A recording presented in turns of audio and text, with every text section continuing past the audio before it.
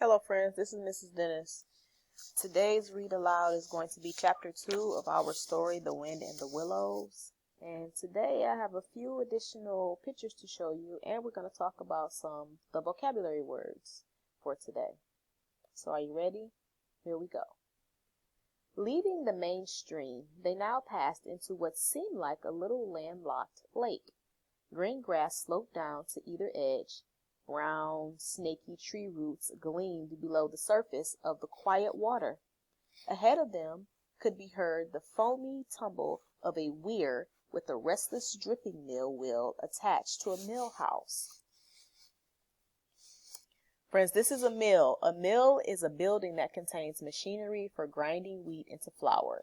Mills in the 1900s were powered by a water wheel next to the building that turned the machinery. So that's a picture of a wheel. This is a picture of a weir. And a weir is a type of dam or wall that holds back water.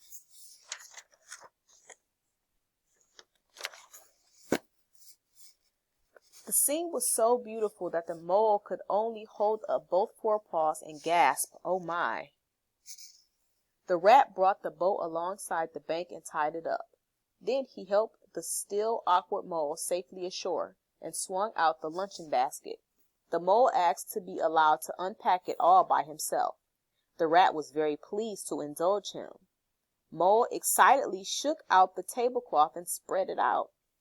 Then, one by one, he took out the mysterious packets and carefully arranged them, still gasping, "Oh my, oh my."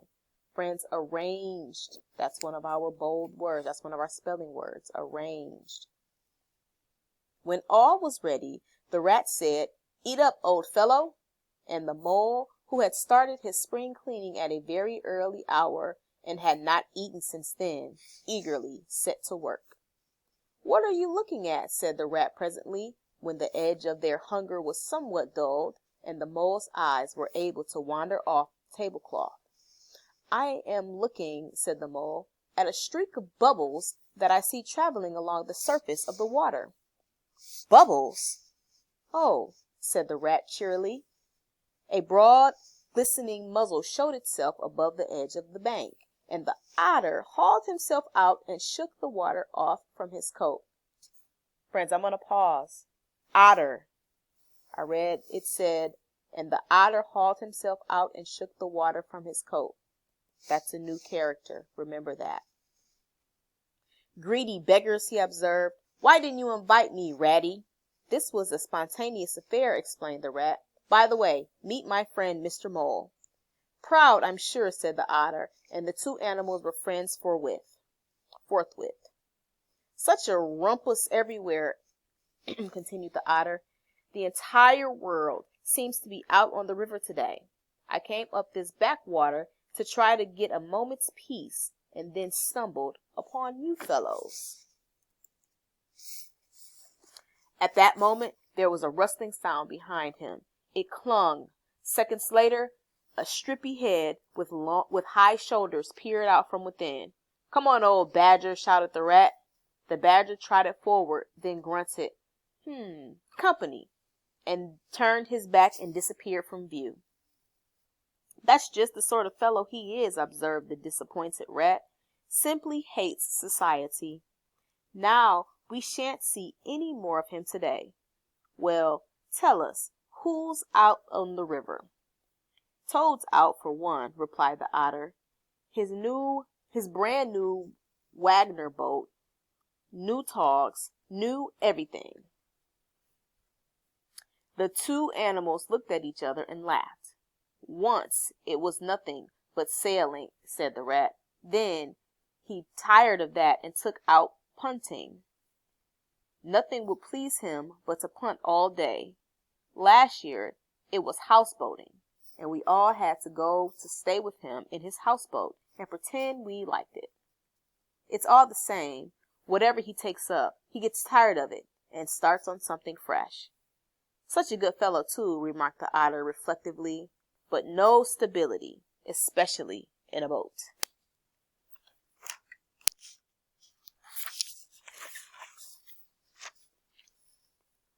From where they sat, they could get a glimpse of the main stream across the island that separated them.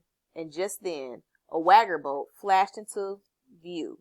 The rower was short, stout figure who was splashing badly and rolling a good deal, but working his hardest. The rat stood up and held himself. However, Toad, for it was he, shook his head and concentrated on the task at hand. "He'll be out of the boat in a minute if he rolls like that," said the rat. "Of course he will," chuckled the otter. "Did I ever tell you that good story about Toad and the lock keeper?" "That story happened this way," Otter continued. "Toad—" At that moment, a mayfly swerved steadily. At that moment, a mayfly swerved unsteadily on the gentle spring breeze toward Otter. There was a swirl of water and a clop, and then Mayfly was visible no more. Neither was the otter. The mole looked down. The voice was still in his ears, but the grass whereon he had sprawled was clearly vacant. Not an otter to be seen. But again there was a streak of bubbles on the surface of the river. The rat hummed a tune, and the mole remembered that it was considered rude to make any sort of comment about a sudden disappearance of one's friends. "Well, well," said the rat, "I suppose we ought to be moving. I wonder which one of us should pack the luncheon basket." He did not sound over eager to do it himself. "Oh, please let me," said the mole. So, of course, the rat let him. The afternoon sun was getting low as the rat sculled gently homeward. The mole was very full of lunch and self-satisfaction and already quiet at home in his boat, or so he thought. He was, however, getting a bit restless, and presently he said, "Ratty, please, I want to row now." The rat shook his head with a smile. "Not yet, my young friend," he said. "Wait until you've had a few lessons." The mole was quiet for a minute or two, but he began to feel more and more jealous of Rat. Suddenly he jumped up and seized the sculls from the rat. Rat, who had been gazing out over the water, was taken by surprise. He fell backwards off his seat. The triumphant mole took his place and grabbed the sculls with much confidence. "Stop it, you silly!" cried the rat from the bottom of the boat. "You'll have us over." The mole flung his sculls back with a flourish. He made a great dig at the water. He missed the surface altogether. His legs flew up above his head, and he found himself lying on top of the rat. Greatly alarmed, he made a grab at the side of the boat, and the next moment, splosh! Over went the boat, and Mole found himself struggling in the river. Oh my, how cold the water was, and oh, how very wet it felt. How it sang in his ears as he went down, down, down. How bright and welcome the sun looked as he rose to the surface, coughing and spluttering.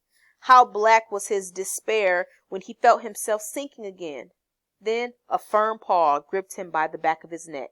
It was Rat, and he was laughing.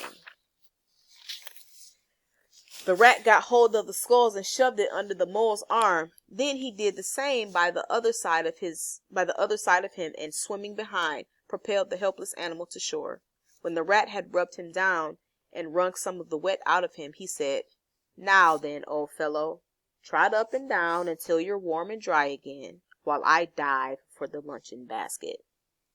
So the dismal mole, wet without and ashamed within, trotted about until his fur was dry, while the rat plunged into the water again.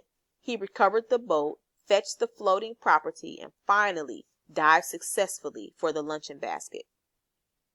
When all was ready to begin again, the mole, limp and dejected, took his seat in the stern of the boat, and as they set off, he said in a low voice, "Ratty, my generous friend, I am very sorry indeed for my foolish behavior.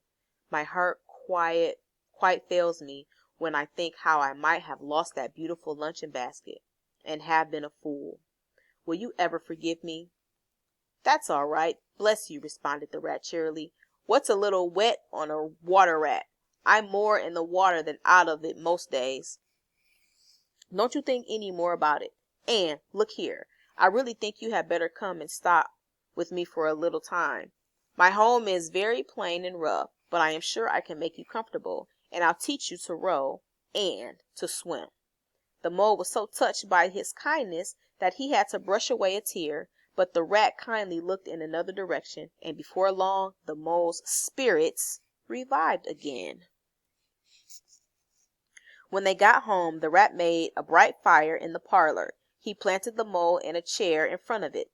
He fetched down a dressing gown and slippers for him, and told him river stories until supper time. Supper was a most cheerful meal. Shortly afterwards, a sleepy mole had to be escorted upstairs by his host to the best bedroom. There he laid his head on his pillow in a great peace and contentment. This was just the beginning of their friendship and time together on the river. Okay, friends, that is our read aloud for today. We did have a few of our vocabulary words that were in this story that were bold, and I'm going to say those vocabulary words again for you.